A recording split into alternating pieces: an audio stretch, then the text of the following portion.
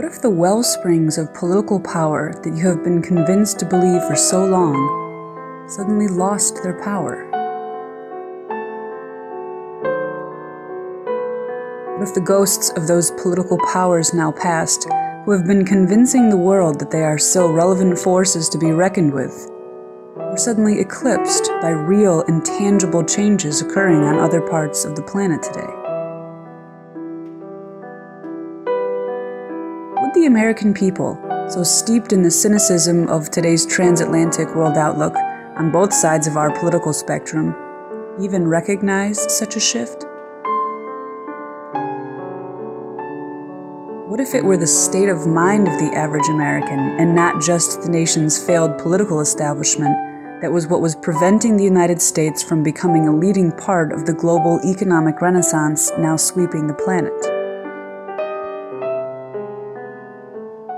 While the flames of the unceasing nightmares in Syria, Iraq, Ukraine, and Gaza continue to burn, destabilizing some of the longest-held posts of stability in their respective regions of the planet, and while the economic conditions across much of Europe and the United States continue to undermine the average citizen's ability to contribute to the global economy, a broader structure of economic stability is falling into place around the BRICS nations and their global allies.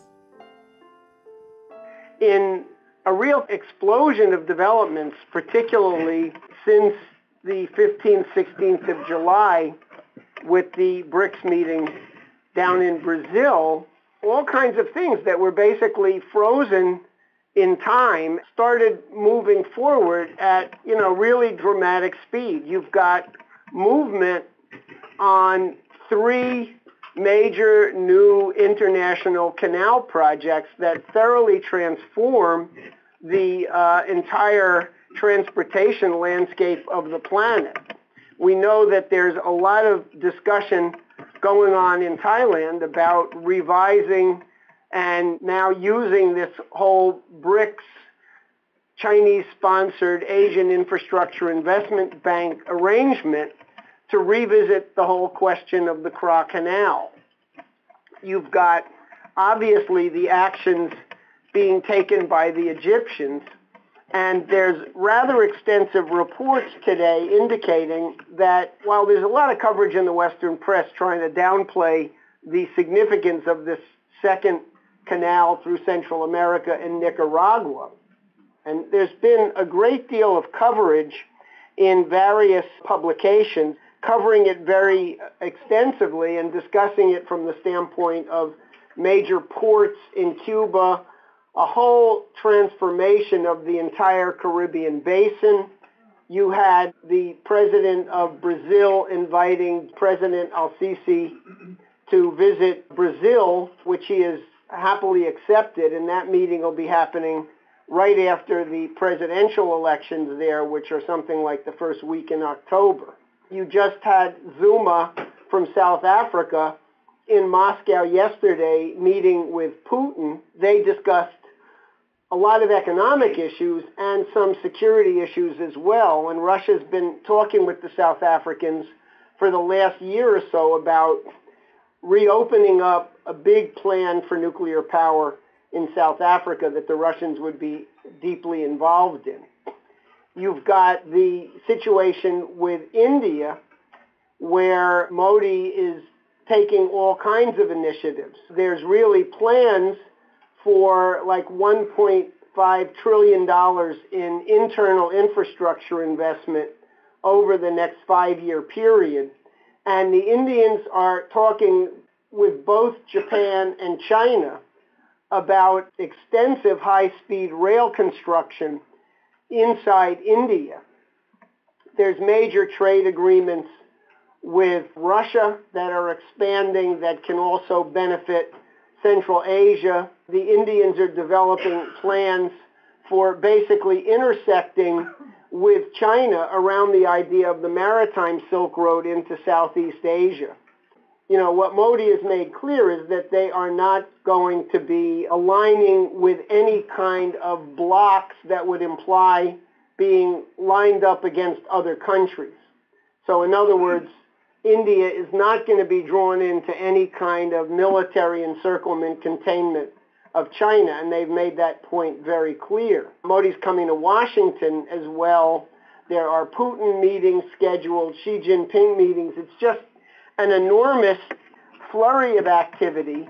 And, the basic sense is that the lid has been lifted after decades of the whole IMF so-called Washington consensus putting a block on any of these things actually going forward.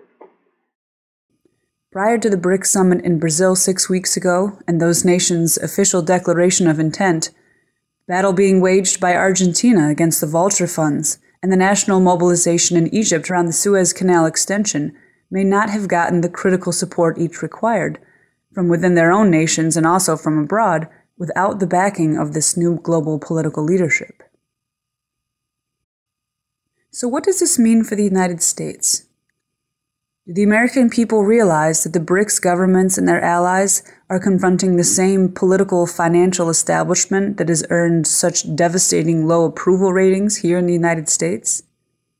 Do we now have over half of the world's population as our allies?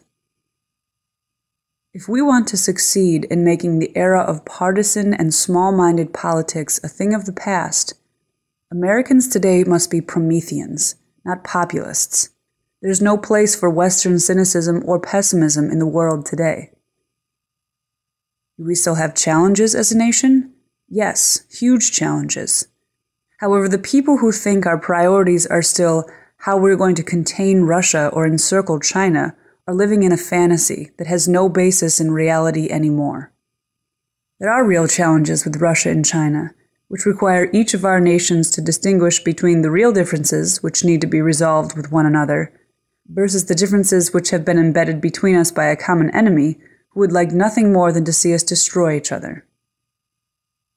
Neither are our problems simply internal to ourselves as a nation or something that can be solved by one party and not the other.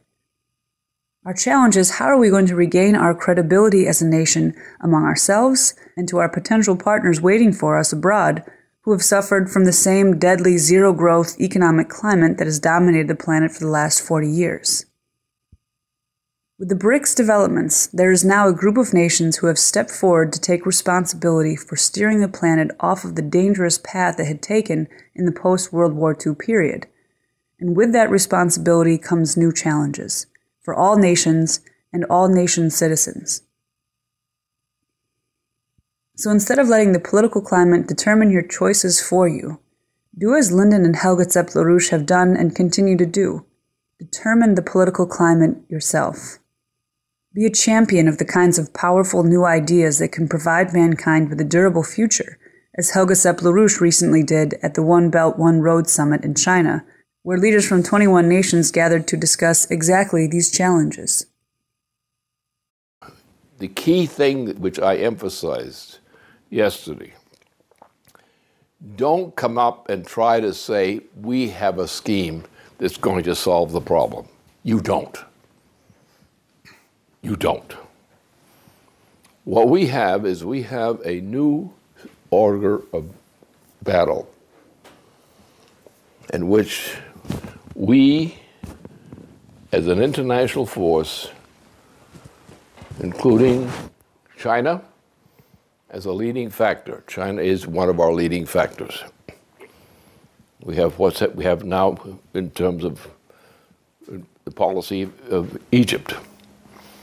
We have other areas. These areas are not areas to be subsumed under the present kinds of market. They are not.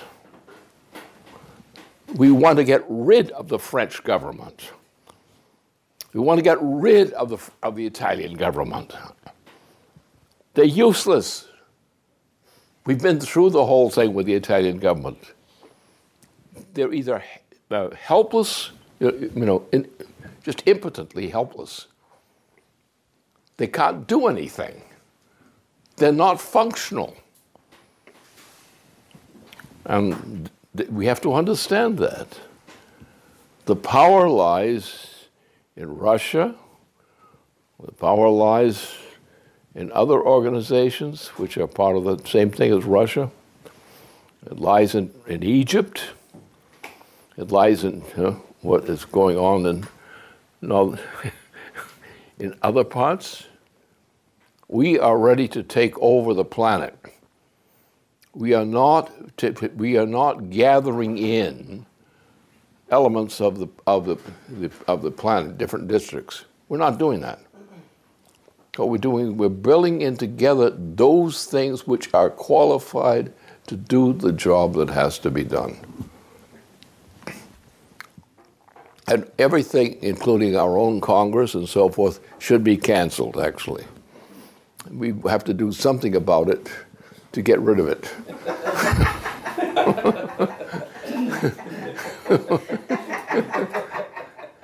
Maybe distraction, maybe merry-go-rounds or things like that might be a useful diversion. But we should say so publicly, especially when it comes to boners. I mean, you actually, did you talk to a boner?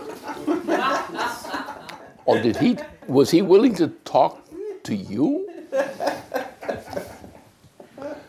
Do you think he was sane? No, this is the reality you're dealing with. What's happened is the entire global system, insofar as it had been previously defined, is now on the bay to be buried permanently. And therefore the question is, we have to salvage the whole situation. But what we have is essentially a new system, which has no resemblance to the old nation system. So instead of writing to your member of Congress and asking them to do this or that, write to them and tell them that the two people who are representing you in these rapidly changing global developments are Lyndon and Helga LaRouche, and they, as a member of the U.S. Congress, ought to figure out how to work with Mr. LaRouche and the momentum that he personally laid the groundwork for over 40 years ago. Stay tuned and support LaRouchePAC. Make a contribution right now. We rely on you to provide the resources for us to lead this incredibly winnable fight.